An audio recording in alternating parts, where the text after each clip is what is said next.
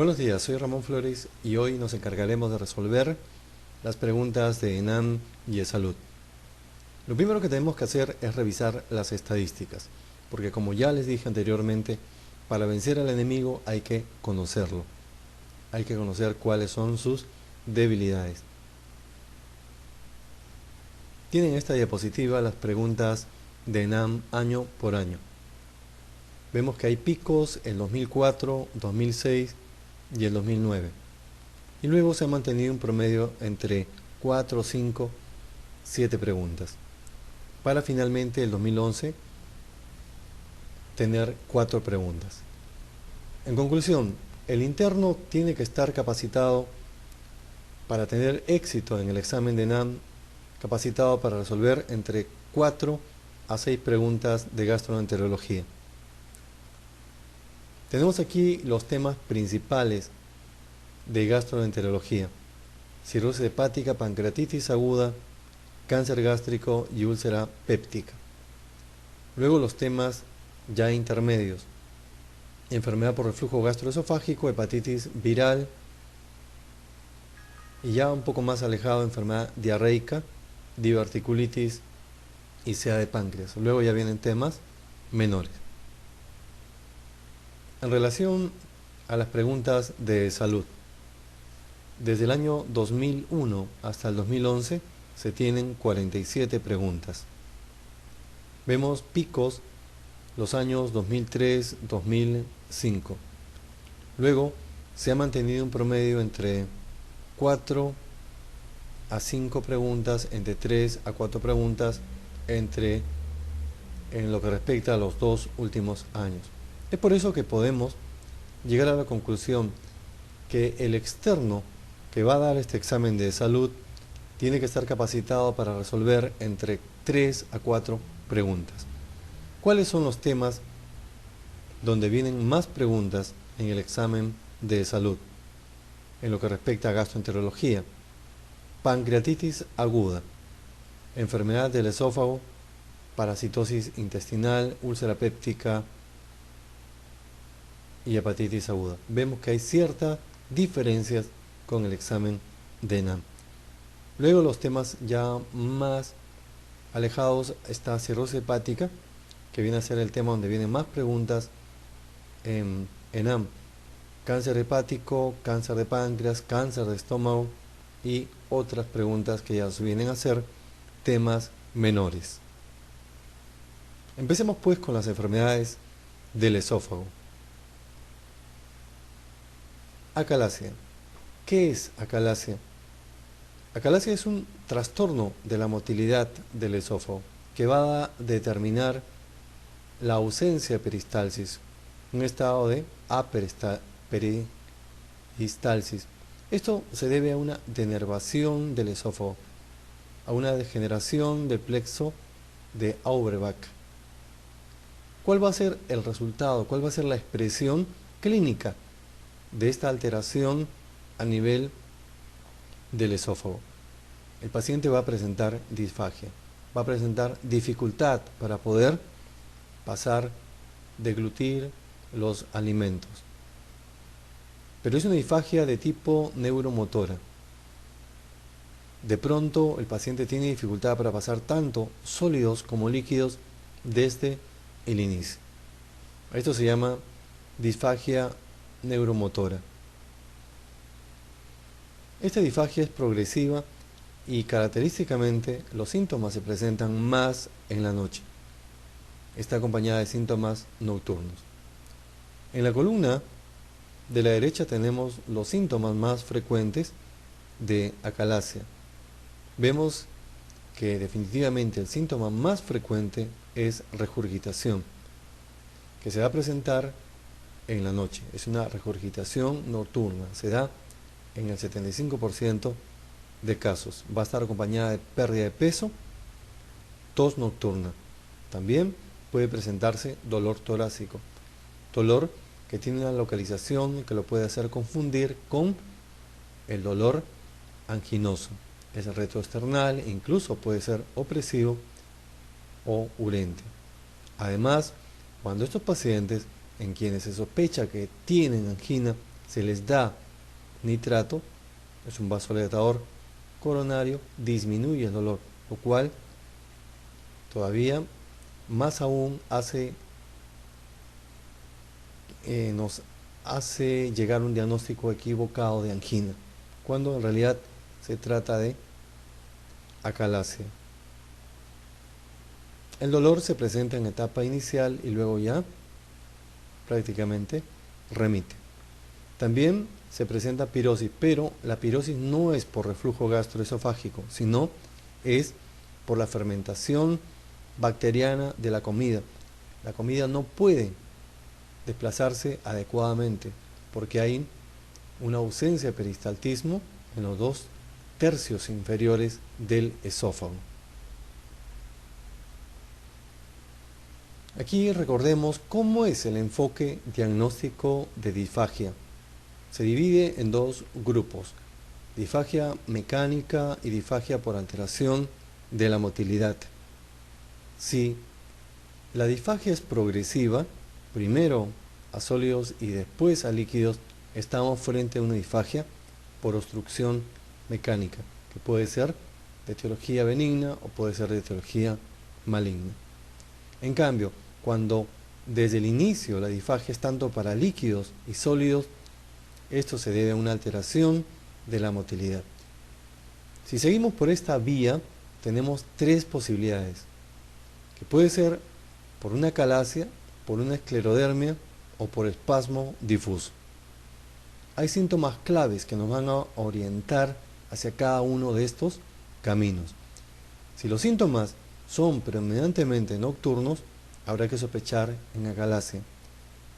Si los síntomas son progresivos de reflujo gastroesofágico, pensemos en esclerodermia, además de criterios propios de esta enfermedad como esclerodermia proximal, como esclerodactilia o fibrosis pulmonar.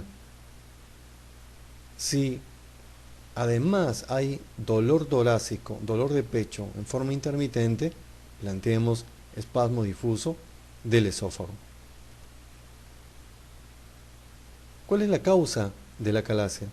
Bueno, lo más común es que no se descubra ninguna causa que sea idiopática.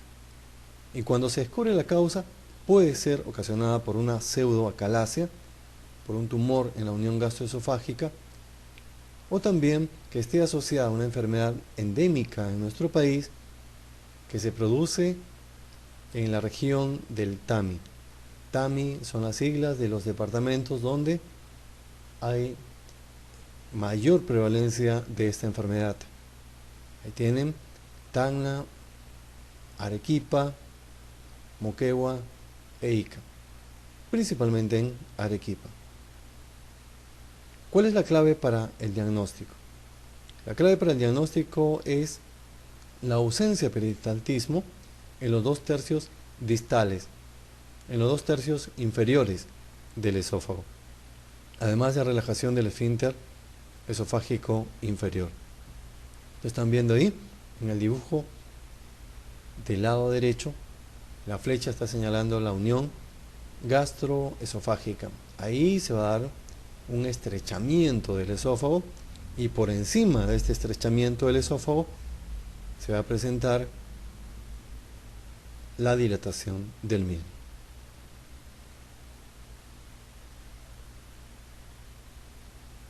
Ahora pasemos a ver las imágenes. Las imágenes van a ser características de acalasia. En la primera columna tenemos una lista de lo que podemos encontrar.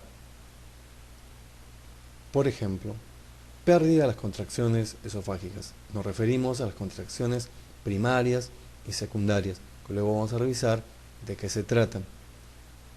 Pero presencia de las contracciones terciarias. Estas contracciones terciarias no se asocian a peristalsis. Además, resto de alimentos con un vaivén de vario.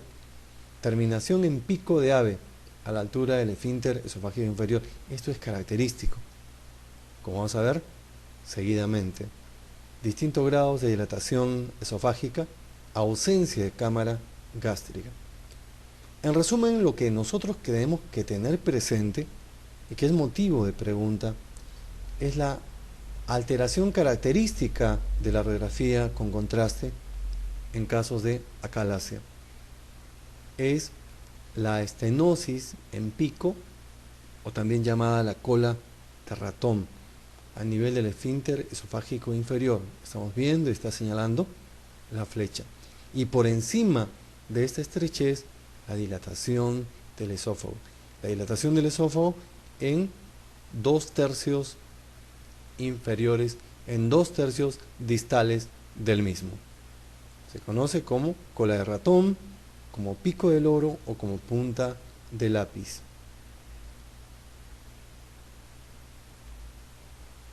Pasemos a la primera pregunta de salud. Los hallazgos radiológicos que caracterizan la acalasia son los siguientes. Por eso le digo que hay que tener en mente las alteraciones típicas de acalasia en lo que respecta a imágenes. Donde diga que la alteración es proximal, ya de entrada eso es falso. Aquí la alteración se da a nivel distal del esófago, a nivel de 2/3 distales del esófago. La alternativa, defecto de la peristalsis del esófago proximal. Como estamos viendo, se refieren al esófago proximal y eso ya es falso. Aquí la alteración está a nivel distal. B. Afilamiento del lumen en el esfínter esofágico inferior. Sí, esto es lo que acabamos de ver en nuestra revisión de las alteraciones en las imágenes radiológicas, lo que se conoce como el pico de ave o como la cola de ratón. Contracciones terciarias. Sí, como también hemos revisado en la primera columna de la diapositiva anterior, están presentes las contracciones terciarias que no tienen asociación con la peristalsis, pero no encontramos contracciones primarias, no encontramos contracciones secundarias. Es verdadera. D. Defecto en la peristalsis del esófago distal. Correcto. Aquí la alteración es a nivel distal. E. Dilatación del cuerpo del esófago. Sí, esta dilatación se da por encima de la estrechez del esófago, que se da a nivel del esfínter esofágico inferior. Y vuelvo a repetir, la dilatación de los 2/3 distales del esófago. Por lo tanto, la respuesta es defecto de la peristalsis del esófago proximal, no corresponde a los signos radiológicos debido a acalasia. Aquí revisemos lo que son las contracciones primarias y luego las contracciones secundarias y las contracciones terciarias en la siguiente diapositiva. Una vez que se produce la deglución del alimento, eso genera la formación, la aparición, la génesis de la contracción primaria, de la peristalsis primaria, que se va a acompañar de una relajación transitoria del esfínter esofágico inferior. Luego, cuando el alimento está en el esófago, da origen a la contracción secundaria, a la peristalsis secundaria. Esa peristalsis secundaria no está relacionada a la deglución, porque la contracción que se relaciona, que se desencadena por la deglución, es la contracción primaria. Seguidamente tenemos la peristalsis terciaria. La peristalsis terciaria no tiene relación con la peristalsis en sí. Esto se denomina peristalsis terciaria, que no se va a abolir, que no se va a anular en el caso de la acalasia. Tenemos aquí unas clasificaciones que podrían ser de utilidad cuando estemos frente a un paciente que tiene acalasia. Los criterios de Resano y Malencini. Hay una clasificación radiológica Resano y Malencini. El grado 1, el esófago está levemente dilatado. El grado 2, el esófago dilatado pero sin rodilla. grado 3 con efecto de rodilla y grado 4 con una o más rodillas. Además, hay otra clasificación que se basa en el diámetro del esófago y que tiene 4 grados. El primer grado, diámetro menor de 4 centímetros, segundo grado, diámetro entre 4 a 6 centímetros, tercer grado, diámetro mayor a 6 centímetros y cuarto grado, diámetro mayor a 6 centímetros con más esófago, con una alteración esófago, un aspecto sigmoideo. Después, continuamos con esofagitis de reflujo, con la enfermedad de reflujo gastroesofágico. ¿Qué es la enfermedad de reflujo gastroesofágico? La enfermedad de reflujo gastroesofágico viene a ser el resultado de un reflujo continuo, permanente, del estómago al esófago. Esto va a originar síntomas y esto va a originar lesión a nivel del esófago. Y no solamente a este nivel, sino también puede haber un compromiso extradigestivo. ¿Hacia dónde? Hacia lo que es las vías respiratorias altas. ¿Cuál es la clave para el diagnóstico de la enfermedad por reflujo gastroesofágico? El diagnóstico es básicamente clínico. Eso es pregunta de examen. El diagnóstico de la enfermedad por reflujo gastroesofágico básicamente es clínico. Y van a destacar dos síntomas. En primer término, la pirosis, esa sensación de ardor que manifiestan los pacientes a nivel retroesternal, que viene a ser el síntoma cardinal, el síntoma principal de reflujo gastroesofágico. Y esto va a estar asociado a regurgitación. Regurgitación del contenido gástrico al estómago. Además, podríamos agregar que respecto a la pirosis, como hemos dicho, es una sensación urente de quemazón en el pecho, que se puede irradiar, que se puede extender hasta la garganta o al cuello. Estos son los síntomas extradigestivos ocasionados por la enfermedad por reflujo gastroesofágico. Tenemos dolor torácico, 14.5%, que ya hemos conversado, que se puede confundir con una angina. Tos crónica, 13%. Desorden laringio, faringios, 10.4%. Y asma, un 4.8%. ¿Qué podemos decir sobre el dolor torácico? ¿Cómo? Ocasionado por la enfermedad por reflujo gastroesofágico. ¿Cómo diferenciarlo de una angina? Tal vez podría ser que este dolor asociado al reflujo gastroesofágico no se desencadena por el esfuerzo. Y el de la angina de pecho, la angina estable, sí se va a desencadenar por el esfuerzo. Esta podría ser una diferencia.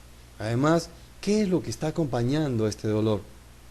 ¿Hay pirosis? Bueno, entonces está más en relación a reflujo gastroesofágico. Pasemos a la siguiente pregunta.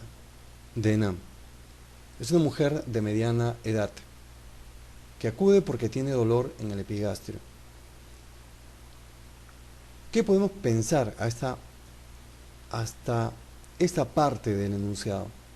Yo sugiero a los alumnos, a los internos, que a medida que vayan leyendo el enunciado ya se vayan formulando posibilidades diagnósticas.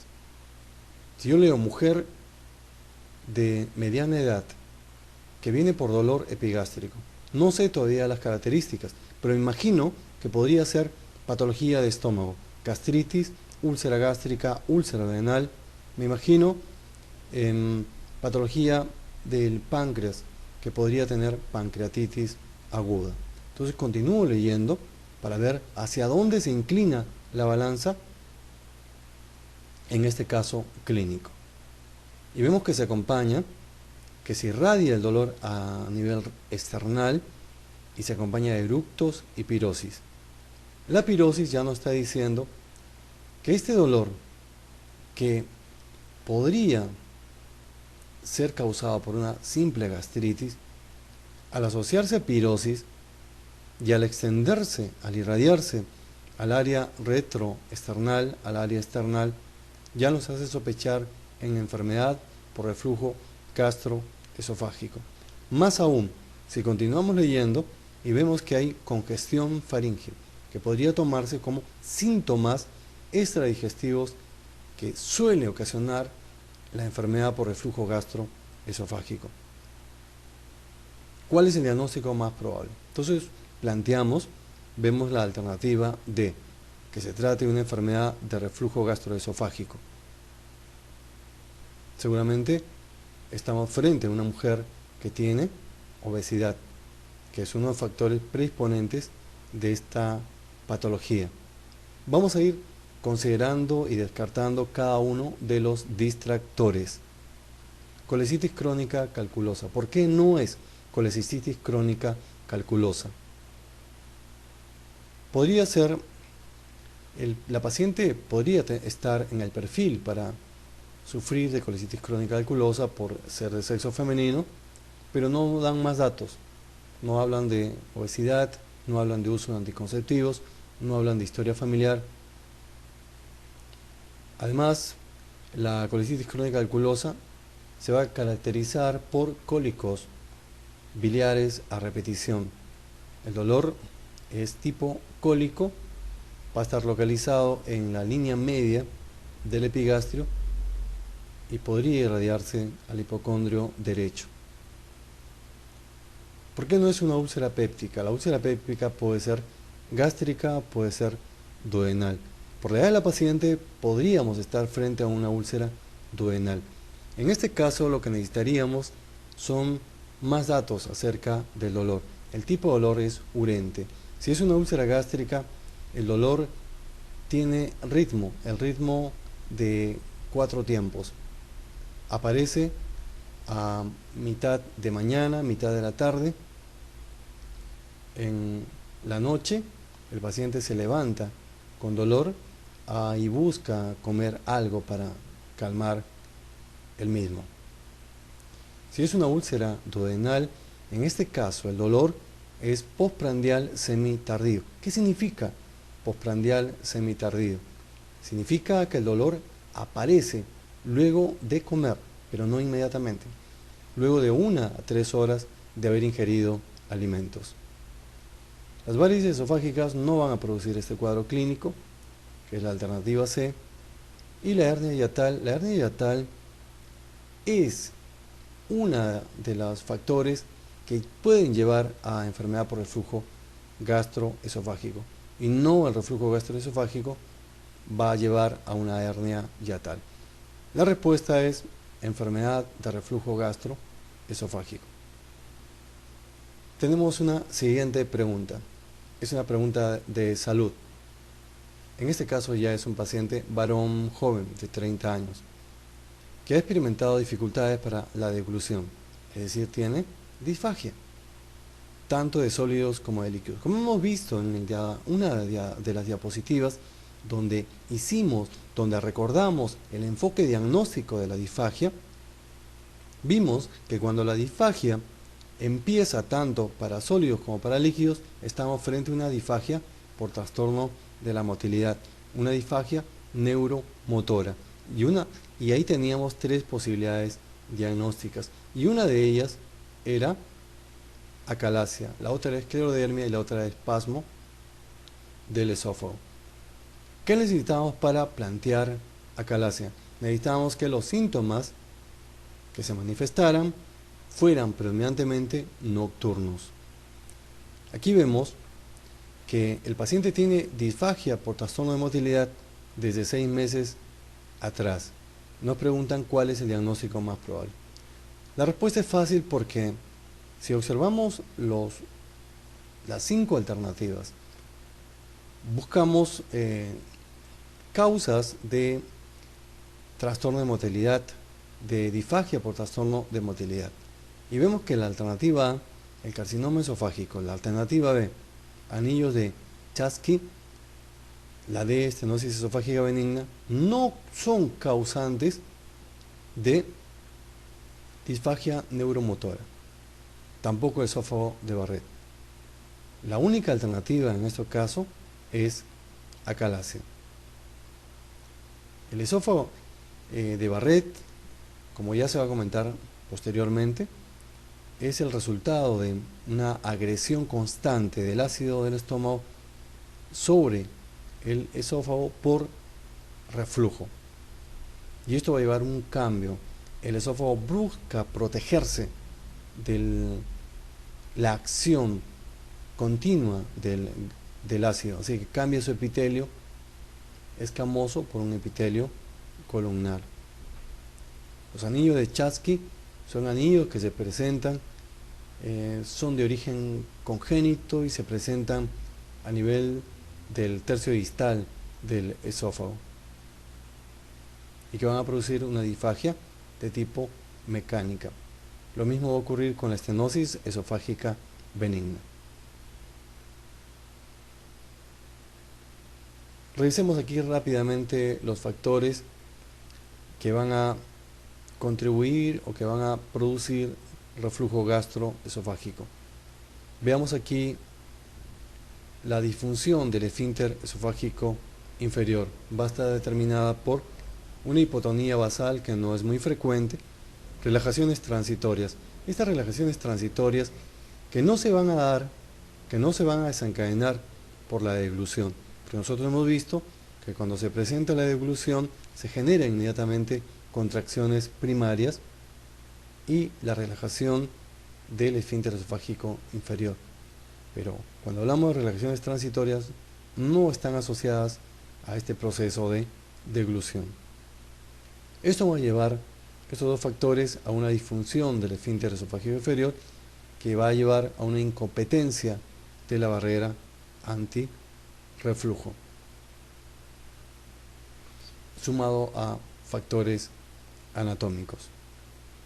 Hay factores agresivos y factores defensivos. Entre los factores agresivos está indudablemente el ácido, la pepsina. A esto hay que agregarle también la bilis. Y los factores defensivos, la barrera mucosa y la depuración. La enfermedad por reflujo gastroesofágica se clasifica la que se presenta con esofagitis y la que se presenta sin esofagitis. De las dos, la que va a responder en un mayor porcentaje al tratamiento con inhibidores de la bomba de protones son las que presentan, las que se asocian a esofagitis.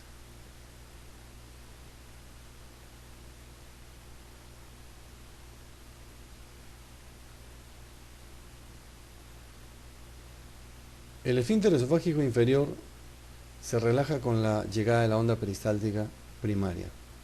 Sí, es un fenómeno fisiológico. En cambio, la hipotonía severa del esfínter esofágico inferior y las relajaciones transitorias del esfínter esofágico inferior son fenómenos negativos para la fisiología normal del esófago. Se puede medir el pH a nivel gastroesofágico de una persona durante todo el día. Sí, lo que se debe hacer es una pH-metría. Hay que monitorear el pH durante 24 horas de manera ambulatoria. Con ese examen es posible corroborar el diagnóstico de enfermedad por reflujo gastroesofágico. Actualmente se coloca una cápsula en el esófago distal por vía endoscópica y se monitorea durante 48 horas el pH a ese nivel. ¿Cuáles son los signos de alarma en la enfermedad por reflujo gastroesofágico? Los signos de alarma son cuando el paciente presenta además disfagia, cuando tiene hemorragia digestiva alta, si tiene anemia o hay disminución de peso. Hablemos un poco ahora acerca del esófago de Barrett. Como mencionamos, el reflujo gastroesofágico va a inflamar el esófago, esta parte distal del esófago, que tiende a protegerse. Y para protegerse tiene que cambiar su epitelio, que normalmente es un epitelio escamoso estratificado por un epitelio intestinal metaplásico. ¿Cuál es el problema de esto? El problema es que este esófago de Barrett es un factor de riesgo para cáncer de esófago. Respecto al cáncer de esófago, tenemos aquí un cuadrito muy interesante para considerar el planteamiento o de un carcinoma escamoso o de un adenocarcinoma. En cuanto a los factores de riesgo, el tabaco principalmente es un factor de riesgo para carcinoma escamoso. El alcohol también para carcinoma escamoso. En cambio, el esófago de Barrett, lejos, es un factor de riesgo para adenocarcinoma. Además, los síntomas de reflujo se asocian a adenocarcinoma.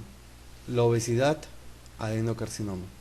En cambio, acalasia, la lesión por ingesta de cáusticos o el síndrome de Plummer cuando se forman pseudomembranas, en el caso de anemia ferropénica, en la historia de cáncer de mama, están más relacionados con el carcinoma escamoso. Pero también lo último, el cáncer de mama, también está asociado casi en la misma importancia que el adenocarcinoma, que el carcinoma escamoso. Pasemos a la siguiente pregunta. Es de salud. El reflujo gastroesofágico crónico puede producir candidiasis esofágica. La candidiasis esofágica se presenta en pacientes inmunosuprimidos. Así tenemos un ejemplo, los pacientes que tienen infección por VIH. Estos pacientes que presentan odinofagia, que presentan disfagia, van a tener estos síntomas como resultado de una candidiasis esofágica.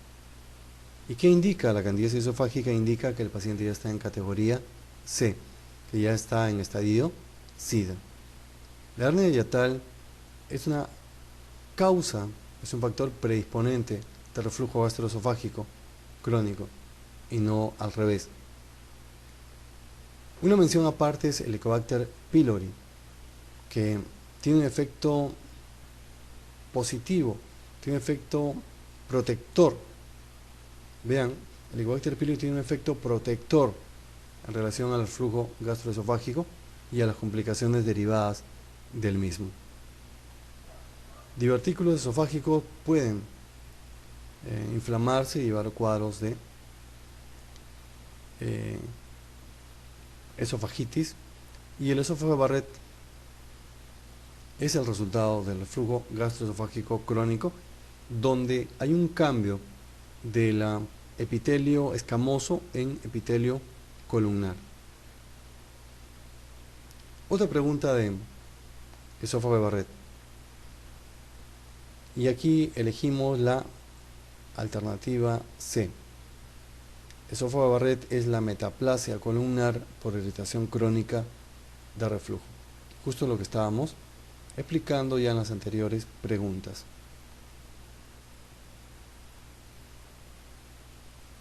¿Cuál es el tratamiento de la enfermedad por reflujo gastroesofágico? El tratamiento de elección son los inhibidores de la bomba de protones. Tenemos varios, desde el clásico omeprazol, luego el lansoprazol, el pantoprazol, el esomeprazol. Estos inhibidores de la bomba de protones se deben indicar en la mañana, antes del desayuno, en las tempranas horas de la mañana. A diferencia de los bloqueadores H2 que se indican en la noche, porque los bloqueadores H2 van a inhibir la secreción basal de ácido, lo cual no ocurre con los inhibidores de la bomba de protones. ¿Qué hacemos si con la dosis de matutina de los inhibidores de la bomba de protones no hay resultados esperados y hay síntomas nocturnos e incluso en este caso se asocia una dosis en la noche de omeprazol? La otra alternativa también es asociar la ranitidina en la noche al inhibidor de protones que el paciente está tomando en la mañana. También hay otras alternativas como antiácidos o prokinéticos. De toda la lista de medicamentos de los antisecretores como inhibidores de la bomba de protones, bloqueadores H2, antiácidos y prokinéticos, de elección son los inhibidores de la bomba de protones. ¿Y cuál de ellos es el esomeprazol? Siguiente pregunta. En la enfermedad por reflujo gastroesofágico con esofagitis moderada o intensa, comprobada por endoscopía, el fármaco de primera línea es, como hemos revisado, es un inhibidor de la bomba de protones, y de la lista que tenemos en este caso clínico es omeprazol.